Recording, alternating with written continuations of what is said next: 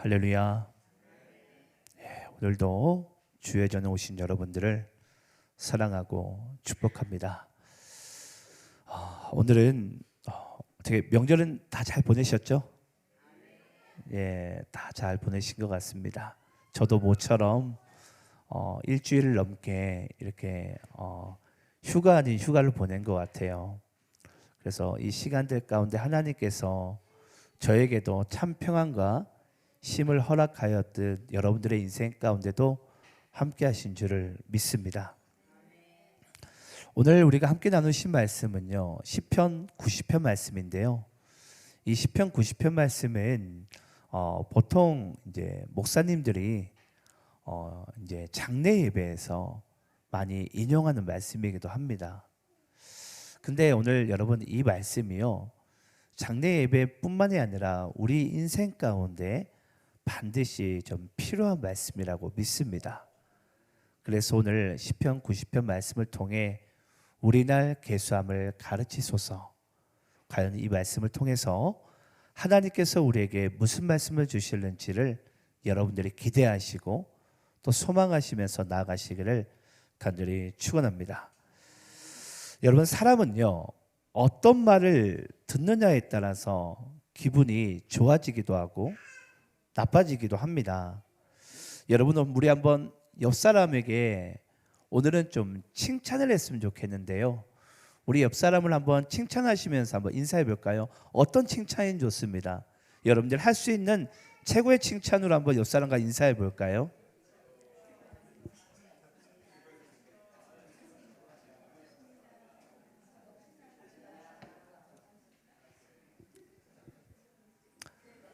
예, 좋은 칭찬 하셨나요? 우리가 여러분 참 그렇습니다. 우리가 사람의 말은 그런 것 같아요. 우리가 어떤 말이 상대방에게 하는 말이요, 여러분 사실과 진위 여부를 떠나서 내가 하는 말은 상대방에게 영향력을 주게 됩니다. 내가 그렇게 막 예를 들어서 우리 문사모님 지금 여든이 넘으시잖아요, 그렇죠? 예. 너무 젊고 아름다우세요라고 이렇게 칭찬하게 되면 기분 좋으시죠? 아, 좋죠. 예. 근데 실제로는 그렇게 젊지 않지만 그렇게 또 말을 하니까 얼마나 또 행복해집니까? 그러니까 전 여러분들이 내가 누군가 대화를 하게 될 때에 좀 아름다운 말을 하셨으면 좋겠어요. 그 말엔 여러분 권세가 있습니다. 그래서 오늘 사모님 한 10년은 더 젊어 보이시는 것 같아요. 예, 그래서 더 젊게 사실 수 있고 또 은혜 가운데 건강하게 사실 수 있는 우리 모두가 되기를 소망합니다. 어, 여러분, 오늘 말씀은 어찌 보면 우리가 살아가는 인생에 대해서 정의해주고 또는 가르쳐주는 말씀인데요. 여러분들이 생각하기에 인생의 아름다움은 어디에 있다고 생각을 하십니까? 인생의 아름다움이 어디에 있죠? 예, 잘 모르시겠죠? 어디에 있을까요? 여러분, 인생의 아름다움은요, 제가 이렇게 한번 정의해 봤어요. 자기에게 주어진 인생의 때를 맞추어서 하나님의 뜻과 인도하심에 따라 살아가는 것. 그러니까 여러분, 우리 각자는 각자의 인생의 때들이 있어요. 근데 그 인생의 때때마다 하나님의 인도하심과 주의 그 말씀에 순종하며 살아가는 것이 저는 우리 인생의 가장 큰 아름다움이라고 믿습니다. 아마 제가 보기에 우리 문수아모님도 젊었을 때 귀엽고 이쁘셨을 것 같아요. 우리 상시 권사님, 영옥 권사님, 우리 순덕 집사님도 지금은 뭐 다들 머리가 이제 허여시고 막 나이가 많이 드셨지만 상당히 이쁘셨을 것 같아요. 근데 또 나이가 들어가면서 아름다움이 있지 않습니까? 네.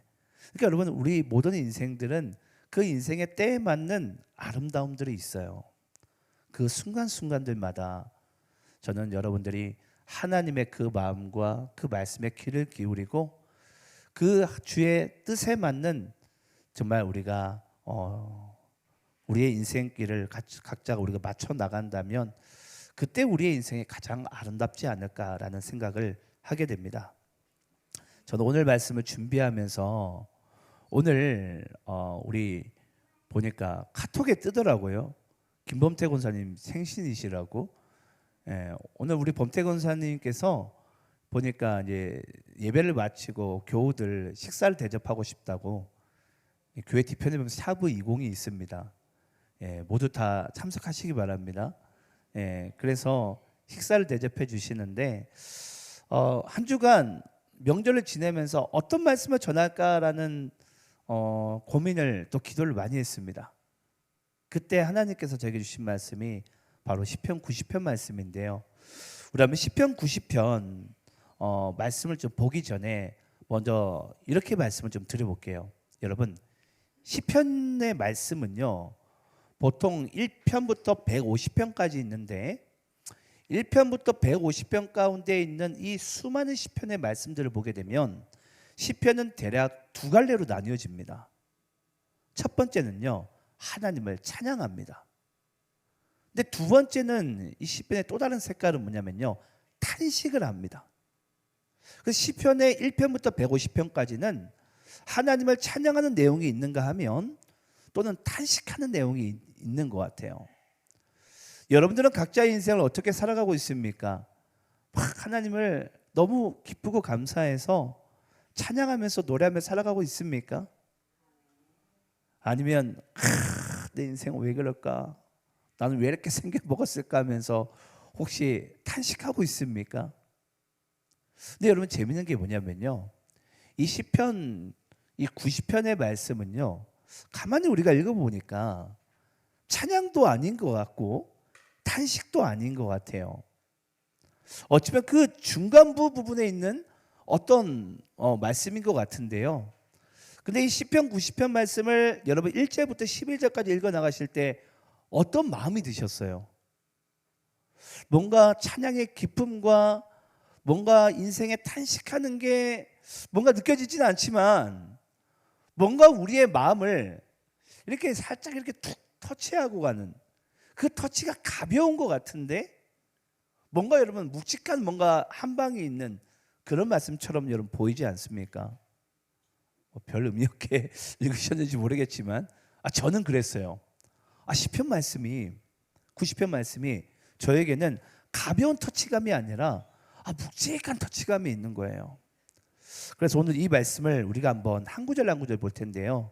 우리 1절 말씀을 한번 시편 90편 인생에 대한 말씀을 그 1절의 시작이 어떻게 하는지 우리 한번 함께 다시 읽도록 하겠습니다. 자, 우리 함께 한번 읽어볼게요. 자, 함께 읽습니다. 시작. 주여 주는 대대 우리의 거처가 되셨나이다. 여러분 시편 90편 말씀은 우리 인생에 대한 말씀을 하나님께서 주시는데요. 그 인생에 주시는 하나님의 말씀의 1절이 어떻게 시작하죠? 주여라고 시작합니다. 네. 여러분 하나님께서 우리 인생에 대한 말씀을 주길 원하시는데 그 말씀의 1절의 시작이 왜 주여로 시작할까요? 여러분 이 주여란 단어는요 히브리어로 아도나이란 단어입니다. 여러분 이 아도나이란 단어에 조금 더 제가 직접적인 해설을 하자면 이와 같습니다. 내 인생의 주인은 바로 하나님입니다 라는 뜻이에요. 여러분 우리 각자의 인생을 여러 가지 모양으로 설명할 수 있잖아요. 우리 나의 인생은 이렇다. 예. 여러분들 목장 교환을 보시게 되면 제가 어제도 우리 부장님들과 임원들과 함께 먼저 우리가 이 말씀을 묵상했거든요. 그래서 제가 인생은 뭐라고 생각하냐? 우리 거집사님에게 인생은 뭐죠? 고독함이라고 하는 거예요. 예. 뭐 시를 쓰는 줄 알았어요. 예. 그리고 우리 전도사님의 인생은 뭐라 그랬죠? 예, 하나님 알아. 예, 전도사님 티를 내시더라고요. 우리 사건사님 인생은 뭐라 그랬죠? 예, 지우개래요. 그래서 무슨 뜻인지 잘 모르겠어요. 지우개를 지우고 나면 뭐 똥이 남는다나 뭐 그런 이야기를 하더라고요. 여러분, 여러분들의 인생은 뭡니까? 저는 여러분들의 인생을 말하기 이전에 이 한 가지 사실을 아셨으면 좋겠어요. 오늘 시편은 90편은 이렇게 얘기하고 있습니다. 우리의 인생을 말하기 이전에 주여, 주님은 내 인생의 주인이십니다 라는 것입니다. 여러분 믿으십니까? 그러면서 이 시편 90편 1절의 말씀이 주여로 시작하면서 주여 주는 내 대대에 우리의 뭐가 되신다고요? 거처가 되십니다. 여러분 거처하면 여러분들이 떠올리는 감정이 뭐가 있으세요? 거처. 예. 여러분 집 하면 뭐가 떠올리세요? 전쟁터입니까? 예. 집 하면 딱 여러분 딱 떠올리는 게 뭐예요? 예. 평안함이잖아요. 왠지 안식처, 평안함. 제가 얼마 전에 모 연애 프로그램을 봤는데요. 그때 한 남자 출연자가 보니까 어떤 여성 출연자와 함께 인도를 여행하는 프로그램이었어요. 근데 막 서로 지지고 볶고 싸우는 거예요. 그 프로그램 이름이 지지고 볶고예요. 근데 보니까 그 남성 출연자가 이렇게 얘기하는 거예요. 막 한참 싸우다가 밖에 뛰쳐나왔는데 그제서야 이제 인터뷰하면서 그런 이야기를 하더라고요. 왜 아버지들이 집에 들어가는 것을 힘들어하는 줄 알겠다고. 예. 이 집이 나에게 평안함이 있어야 되는데 안식처가 돼야 되는데 들어가자니 대판 싸우겠는 거예요. 그러니까 이게 못 들어가는 거예요, 집을. 여러분들의 집은 어떻습니까? 여러분들 집이 들어가고 싶은 곳입니까? 아니면 나의 집도 전쟁터입니까? 네, 여러분 싫으시대요. 남편이 아니라 그러니까 아들 때문에 힘드신 것 같아요. 예, 우리 상시원사님 남편분은 지금 하나님 아버지 안식처에 잘 계시는데 여러분 이와 같습니다. 우리 인생에 여러분 주님만이 우리의 뭐가 되신다고 우리의 인생 가운데 거처가 되십니다. 이 거처가 된다라는 것은 우리의 진정한 평안과 우리의 안식이 우리 인생에 있어서 주님이시라는 거예요. 여러분 믿으십니까? 그래서 여러분들의 인생 가운데 상황에 의해서 너무 힘들어하지 마시기 바라요. 아파하지 마시기도 마시고요. 슬퍼하지도 마세요. 우리 인생의 진정한 주인은 주님이 되듯 또 우리의 진정한 안식처와 우리의 삶의 거처는 바로 또 주님이 되신 줄을 믿습니다. 그래서 우리의 삶을 인생 가운데 살아가는 데 있어서 우리가 어떤 일을 만나든 어떤 상황에 부딪히든 우리가 찾아갈 곳이 주님이 있다는 것이 여러분 때로는 얼마나 감사해요. 그렇지 않습니까? 한 주 동안 열심히 살았어요. 근데 내가 이 주일을 맞이해서 나의 거처가 되시고 나의 인생의 주인 되시는 주님께 찾아오셨잖아요. 감사하지 않습니까? 네. 이게 없다고 한번 생각을 해보세요. 여러분의 인생에 낙이 있겠어요? 아니 여러분의 인생 가운데 어떤 위로가 있겠어요? 그러니까 전 때때로 우리가 인생을 너무 바쁘게 살아가니까 거기에 매료되지 마시고 내 인생의 주어가 주님이시구나. 그리고 그 주님만이 나의 인생의 거처, 평안함, 안식처가 되시는구나. 이 사실만으로 우리가 지금 누리고 있는 복을 이미 다 누리고 있는 줄을 믿으시기를 축원합니다. 자, 그리고 우리 한번 2절 말씀도 읽어볼까요? 자, 2절 말씀 함께 있습니다. 시작. 산이 생기기 전 땅과 세계도 주께서 조성하시기 전 곧 영원부터 영원까지 주는 하나님이시니이다. 자, 여러분 이 모든 우주 만물이 생기기 조성하기 전 영원부터 영원까지 주는 하나님이시니이다. 그러니까 하나님은 영원부터 영원까지 계시다. 여러분 이게 무슨 뜻이죠? 하나님에게는 시간이 없다라는 거예요. 여러분 시간이라는 것은 잊지 마시기 바라요. 이 육신의 유한성을 가진 인간에게 필요한 것이 바로 시간이지 영원부터 영원까지 계신 하나님의 입장에서는 여러분 시간이 의미가 없습니다. 그러면 육신의 유한성을 띤 인간의 이 시간 가운데 인간은 어떤 마음이 들게 되죠? 조급한 마음이 들게 되어져 있어요. 조급한 마음이. 내가 지금 한 날이라도 더 젊었을 때 내가 빨리 열심히 일해서 노후에 뭐하자? 평안하게 살아가자. 그게 바로 마귀에게 속는 거예요, 우리가. 예. 여러분들이 젊었을 때 하루라도 더 빨리 내가 돈 많이 벌고 늙었을 때 평안히 살면 그게 여러분 영원합니까? 그렇지 않습니다, 여러분. 아마 여기 제가 보기에는 이제 연세가 60 이상 되시는 분들이 꽤 몇 분 있으세요. 그분들에게 여러분 한번 시간 날 때 한번 물어보세요. 그렇게 어떻게 인생을 살아보시니까 인생이 지루하게 지나갔냐고. 정말 화살을 쏜 것처럼 지나가지 않았습니까? 예. 너무 빨리 지나갔어요. 예. 그리고 인생을 계수하면서 우리가 또 뭘 알게 되는 줄 아세요? 점차 슬픔이 찾아옵니다. 왠 줄 아세요? 이 유한하다라는 것이 점점 더 체감되어지는 거예요. 아, 이제 내가 살 날이, 아니 젊었을 때는 내가 영원히 살 줄 알았는데 그렇지 않구나라는 것이 점차 이제 몸으로 이제 체감되어지는 거죠. 근데 여러분 여기서 우리가 2절 말씀에서 집중해야 될 것이 뭐냐면요, 하나님은 영원부터 영원까지 계시다. 근데 그 하나님께서 뭐 하셨죠? 우리의 유한한 인생 속으로 들어오신 사건이 바로 성육신 사건이에요. 이게 여러분 우리가 그냥 성경에 있으니까 어떤 이야기로 어떠한 또는 사실로 진리로 우리가 좀 어떻게 우리가 좀 그렇게 좀 뭐라고 할까요? 외우고 있지만 인식하고 있지만 여러분 이 사건은 엄청난 사건입니다. 시간이 필요하지 않는 하나님께서 영원부터 영원까지 계신 하나님께서 그 육신의 유한성을 띤 인간에게 찾아오신 사건이 바로 우리에게 십자가의 사건이에요. 근데 여러분 그 사실이 하나님에게 어떤 근거를 찾을 수가 있습니까? 하나님에게 찾을 수가 없어요. 하나님이 그럴 필요가 없어요. 왜 하나님이 인간의 육신의 옷을 입고 이 땅에 오셔야 됩니까? 그게 하나님에게 이유가 있습니까? 여러분 재밌는 게 뭔 줄 아세요? 하나님이 그러면 왜 오셨냐라는 거예요. 도대체 왜 유한한 인생의 속으로 도대체 찾아오셨냐라는 거예요. 왜 그런 거죠? 바로 사랑 때문에. 사랑 때문에. 그놈의 사랑이 뭔지. 여러분 혹시 사랑에 빠진 적이 있으세요? 난 사랑에 좀 빠진 적이 있다. 예. 빠진 적 있으세요? 놀랍네요. 예. 어떤 사건보다 놀라운 것 같아요. 예. 홍해가 갈라지는 것보다 더 놀라운 사건인 것 같아요. 예. 사랑에 빠진 기억이 있으시대요. 예. 여러분 사랑에 빠지게 되면 우리가 보통 그러잖아요.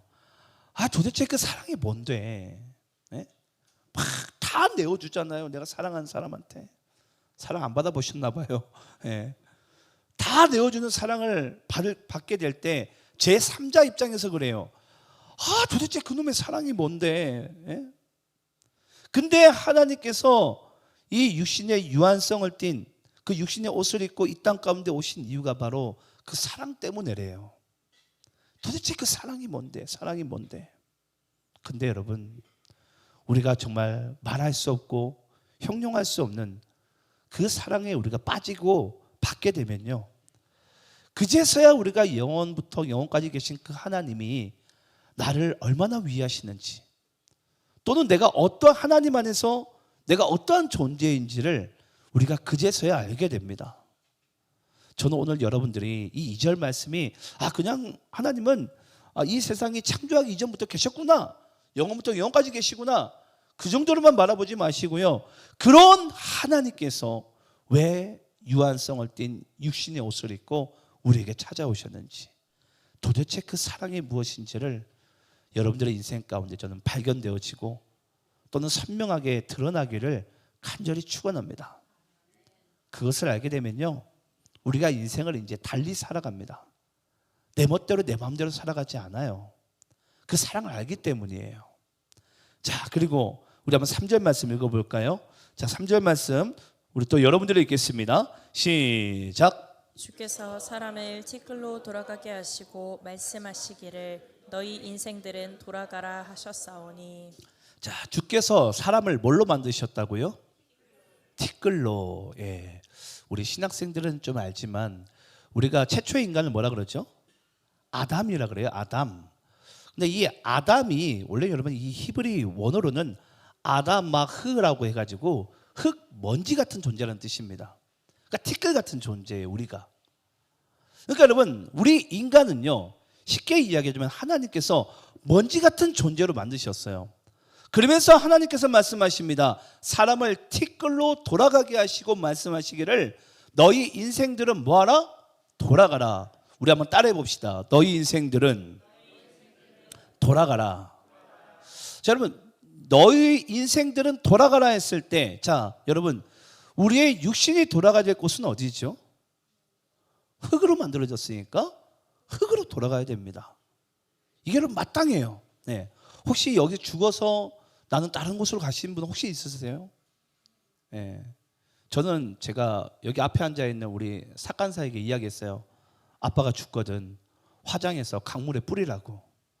예, 저는 이 땅에 별로 제 무덤을 제가 남기고 싶지 않아요. 예, 어차피 저는 하나님 나라 가운데 갈 거기 때문에 저는 뭐 남기고 싶지 않습니다. 어찌됐건 나중에 도시안의 교회에서 저는 은퇴해서도 그냥 제 이름은 사라지고, 예, 그냥 예수님만 남았으면 좋겠어요. 그게 저는 하나님 아버지의 진정한 뜻이라고 믿습니다. 근데 인생들은 뭐 하기를 원하죠? 나의 어떠한 족적을 남기길 원해요. 네, 나의 이름을, 나의 어떠한 커다란 산 같은 것을, 그걸 우리 항상 남기길 원하잖아요. 그게 여러분 바로 우리가 마귀에게 속는 거예요. 인생들은 뭐 해야 된다고요? 너희 인생들은 돌아가라. 우리 한번 창세기 3장 9절 말씀 읽어볼까요? 자, 창세기 3장 9절 우리 함께 읽겠습니다. 시작. 여호와 하나님이 아담을 부르시며 그에게 이르시되 내가 어디 있느냐. 예, 여러분 창세기 3장 9절 말씀은요, 아담과 하와가 사탄 뱀의 유혹에 넘어가서 선악과를 먹고 난 이후입니다. 선악과를 먹고 난 이후 아담과 하와는요, 무화과 나무 잎을 가지고 그들의 중요한 부분을 가리게 되고요, 그리고 난 다음에 했던 행동이 뭐냐면 하나님의 낯을 피해서 나무 뒤에 숨는 인생을 살게 돼요. 그때 하나님의 영이 이 아담을 찾으시면서 하는 말씀이 그것입니다. 여호와 하나님이 아담을 부르시며 그에게 이르시되 내가 어디 있느냐. 여러분, 이게 이 말씀 뜻이 어떤 뜻인 줄 아십니까? 내가 어디에 있느냐 무슨 뜻이에요? 아담아, 네가 원래 있어야 될 그 자리로 돌아가라 라는 거예요. 아담아, 너는 원래 나의 낯을 피해서 나무 뒤에 숨는 인생이 아니다. 너는 죄에 빠져서 나와 관계가 떨어진 인생이 아니다. 아담아, 너는 뭐하라? 원래 있던 그 자리로 돌아가라 라는 것입니다. 오늘 본문에서 3절에서 했던 이야기가 바로 그거잖아요. 너희 인생들은 돌아가라. 너희들의 흙은 나이가 들면 인생은 결국 흙으로 돌아가게 되어져 있다는 거예요. 하지만 너희들의 영은 원래 하나님을 배웠던 그 창세기 그 자리 가운데 하나님께서는 우리를 하나님 품으로 끌어안으시길 원하세요. 예. 그래서 날마다 우리가 주일날 그것을 어찌 보면 연습하고 있지 않습니까? 나의 인생 가운데. 아니, 어찌 보면 우리는 매일의 인생 가운데 하나님과 동행하는 인생을, 하나님께 돌아가는 인생을 매일같이 우리는 해야 됩니다. 근데 실상 그렇게 하고 있지 못하잖아요. 그러니까 저는 오늘 이 말씀을 보면서 그렇구나. 우리는 어느 모양으로 있든지 우리가 명절을 지나고도 친인척 집을 또는 우리가 방문을 하더라도 결국은 집으로 돌아와야 되잖아요. 우리 각자의 인생이 그래요, 여러분. 지금 어쩌면 우리가 나그네와 같은 인생을 살아가고 있는 것입니다. 나그네의 인생 결국은 뭐 해야 되죠? 다시 원래 본향으로 집으로 돌아가는 인생이에요. 그래서 원래 히브리인이라는 그 원래 단어의 뜻은 거류하는 인생들, 나그네의 인생들이라는 뜻이에요. 그래서 우리 모두는 어쩌면 여러분 나그네의 인생이에요. 그래서 주님께서 그 인생들에게 주시는 말씀이 그거예요. 너희 인생들은 뭐하라? 돌아가라. 누구의 품으로? 하나님 아버지의 품으로. 하나님 아버지의 품으로. 이것이 우리 인생에 주시는 하나님 아버지의 뜻인 줄을 믿으시기를 축원합니다. 자, 그리고 4절 말씀을 한번 읽어볼까요? 자, 4절 말씀 우리 함께 읽겠습니다. 시작. 주의 목전에는 천년이 지나간 어제 같으며 밤의 한순간 같을 뿐임이니이다. 요즘 그러더라고요. 요즘 같은 세상은 100세 시대라고. 여러분, 만약에 인간이 100년쯤 살면 너무 오래 살았으니까 이제 그만 살아도 되겠다라는 생각이 들까요? 예, 우리 문사모님이 아니라 그러면 아닌 거예요. 더 나이 많으신 분 없잖아요. 예, 가장 최고령자가 맞는 거예요, 여러분. 예, 보통 우리 나이 드신 분들이 가장 흔한 거짓말이 그거라고 그러잖아요. 예, 빨리 죽지 뭐. 예, 그게 정말 죽고 싶어서 하는 이야기죠. 예, 그 나이 들어보세요. 예, 어떻게 죽고 싶겠습니까? 예. 근데 여러분 잘 보세요. 우리가 이 땅 가운데 열심히 살아가고 나름 노력해서 살아가는 이유가 뭐예요? 우리는 어찌 보면 노후에 내가 평안하게, 젊었을 때는 그럴 거예요. 내가 좀 영원히 살 것처럼 그걸 망각하는 거죠. 그 판단력 자체를 망각하면서 우리는 열심히 살아갑니다. 근데 여러분 그 인생이 길어봐야 뭐 100년 넘겠습니까? 예. 근데 오늘 우리 성경에서 이렇게 이야기를 하고 있어요. 주의 목전에는, 그러니까 하나님의 입장에서는 이 1000년이 뭐와 같이 지나간다? 하룻밤 같이 지나간대요. 그러니까 영원부터 영원까지 계신 하나님의 입장에서는 여러분, 우리 각자의 인생이 길게 살아도 여러분 1000년 살 수 있습니까? 못 살잖아요. 예. 아무리 의학과 과학이 발달해도 그 정도 못 살 것 같아요. 근데 주의 목전에는 그 인생이 길어봐야 1000년도 안 되는 인생인데 그것이 하룻밤 같이 지나간대요. 그만큼 여러분, 우리가 영원부터 영원까지 계신 하나님의 입장에서는 우리는 아무것도 아닌 존재입니다. 근데 그런 존재가 우리는 각자 뭐하죠? 인생에 있어서 서로 빼앗고 짓밟고 죽이고, 예? 내가 더 높은 자리에 올라가려고, 더 많은 것을 가져보려고, 그 마음이 어디서부터 있는 줄 아세요? 내가 영원까지 살 줄 아는 그 착각 때문이에요.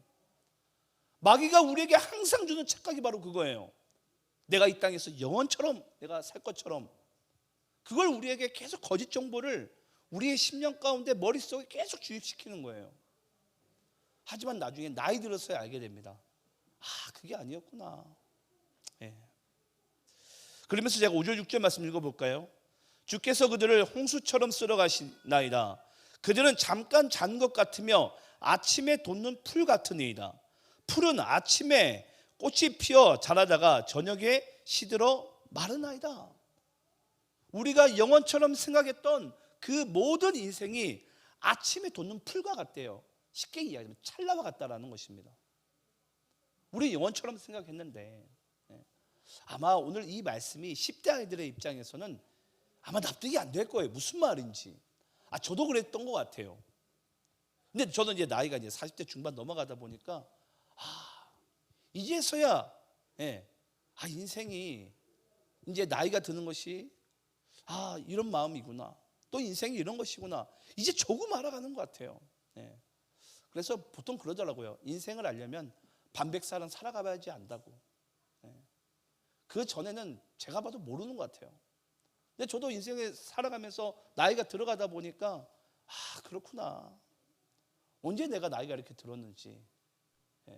문사모님 입장에서는 아직도 젊으면서 하실 수 있어요.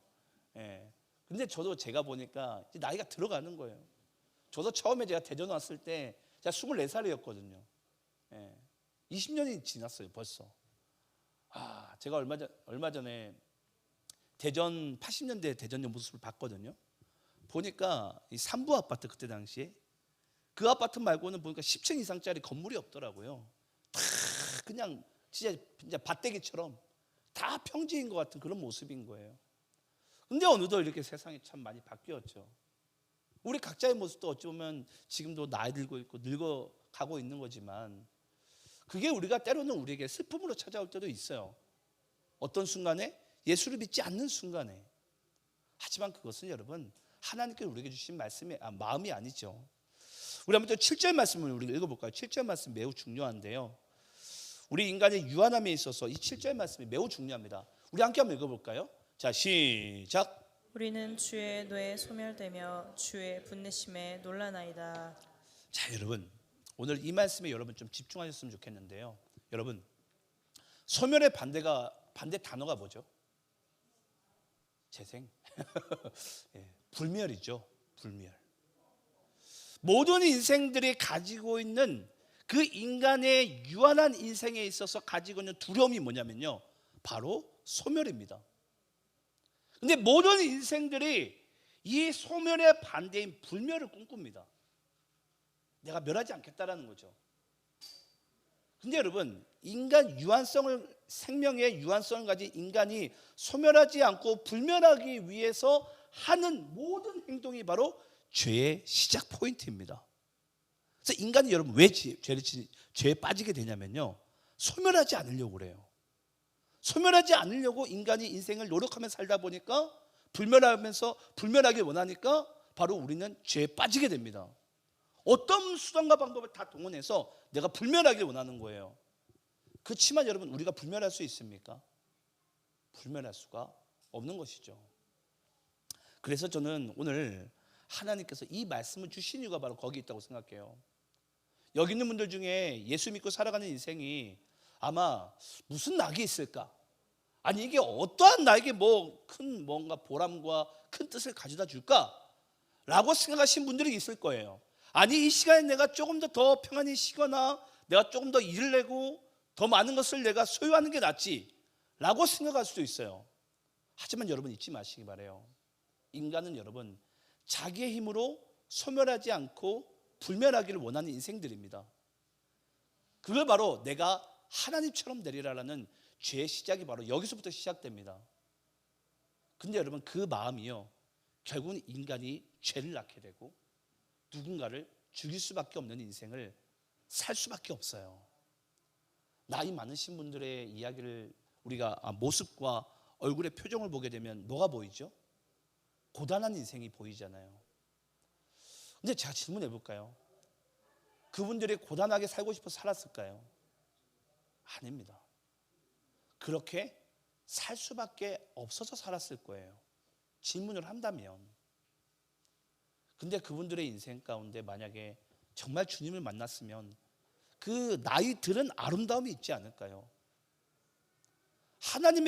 하나님으로부터 오는 진정한 아름다움이 그들의 모습 가운데 있지 않을까요? 저는 그 모습이 여러분들의 인생 가운데 진정한 족적이 되기를 간절히 축원합니다. 헛된 것에 마음을 빼앗기지 않고 진정한 하나님 안에서의 아름다움을 여러분들이 찾으시길 바라요. 여러분, 우리가 영원까지 사는 불멸할 수 있는 삶에 제가 한번 좀 힌트를 좀 줘볼게요. 여러분 혹시 영원히 살고 싶습니까? 내가 소멸하고 싶지 않습니까? 그러면 여러분 불멸하시는 하나님께 여러분들의 인생을 드리시기 바라요. 그것이 바로 우리가 불멸할 수 있는 유일한 삶의 방법입니다. 우리가 영원까지 살 수 있는 유일한 길이에요. 내 힘으로 소멸하지 않으려고 발버둥 치지 마시고 불멸하신 하나님께 여러분들의 인생을 드리시기 바랍니다. 그것이 바로 오늘 하나님께서 우리에게 주시는 인생에 대한 진정한 지혜인 줄을 믿으시기를 축원합니다. 우리 한번 마지막 본문 12절 말씀 읽어볼까요? 자, 마지막 본문 12절. 자, 우리 이 말씀 읽고 마치도록 하겠습니다. 자, 우리 함께 읽습니다. 시작. 우리에게 우리 날 계수함을 가르치사 지혜로운 마음을 얻게 하소서. 여러분 시편 90편은 아까 여러분 1절 보셨는지 모르겠는데 모세의 시입니다. 모세의 시. 모세가 여러분 인생을 몇 년 살죠? 120년 살지 않습니까? 길게 살았어요. 제가 보기엔 여기 120년보다 더 사실 분이 있는지 모르겠어요. 근데 120년 산 모세가 인생의 막바지에 와서 쓴 시가 바로 시편 90편입니다. 근데 그 모세의 인생을 착 뒤돌아보니까 인생이 아무것도 아니었구나. 나이가 들어보니까 내가 이제 임종을 앞두고 있어 보니까 아무것도 아니었다는 것을 그제서야 알게 돼요. 그때 이 모세가 하나님께 간절히 구했던 것이 바로 그거예요. 하나님, 우리에게 우리 날 계수함을 가르치소서. 무슨 뜻이죠? 내가 언제 죽을지를 알려달라 이거예요. 그걸 모세가 하나님께 지금 구하고 있어요. 자, 여러분께 질문해 볼까요? 여러분들이 언제 죽을지 여러분 혹시 아십니까? 아마 10대 아이들은 몰라요. 10대 아이들의 입장에서는 그럴 거예요. 내가 저 할머니보다 오래 살겠지? 여러분 진짜 그럴까요? 그렇지 않죠. 인생에 오는 순서는 있어도 가는 순서는 아무도 모르잖아요. 네. 어떻게 될지 아무도 모릅니다. 저는 거기에 인생의 비밀이 있다고 생각합니다. 쉽게 이야기하자면 우리날 계수함을 가르치소서라는 것은 누가 더 빨리 갔냐, 누가 언제 죽냐 이걸 지금 알려달라는 게 아니고요. 무슨 뜻이냐면 우리 인생의 육신이 유한하다라는 사실을 망각하지 않게 하소서라는 뜻이에요. 그러니까 육신에 한계가 있다는 뜻입니다. 언젠가는 죽어야 돼요. 저도 죽어야 되고 여러분도 육신은 죽습니다. 이건 뭐 하소서? 제발 망각하지 않게 하소서. 그러면 우리가 육신의 연약함을 알게 되게 되면, 유한성을 가지고 있다는 것을 알게 되면 그제서야 우리에게 뭐 하소서? 지혜로운 마음을 얻게 하소서. 지혜로운 마음을 얻게 된다는 거예요. 그게 무엇입니까? 바로 불멸하시는, 영원하시는 하나님께 나의 유한한 인생을 맡겨드리게 되는 그 순간에 우리가 영원처럼 살 수 있다는 것을 모세가 인생의 막바지에 갔을 때 그것을 깨닫게 되고 알게 됩니다. 말씀을 마치겠습니다. 오늘 여러분들이 이 말씀을 진정으로 믿으시면서 육신의 어떠한 것에 여러분 더 이상 막 발버둥치고 너무 여러분 거기에서 낙심하고 너무 막 힘 빼고 노력하지 마세요. 여러분들이 하나님 안에서 여러분들의 인생을 맡겨드리고 그분 안에서 때에 맞는 인생을 아름답게 살아가시기를 간절히 축원합니다. 그분께 잇대고 그분께 기댄 인생이 바로 우리가 불멸할 수 있는, 영원히 살 수 있는 유일한 삶의 길인 줄을 믿으시기를 간절히 축원합니다. 기도하겠습니다.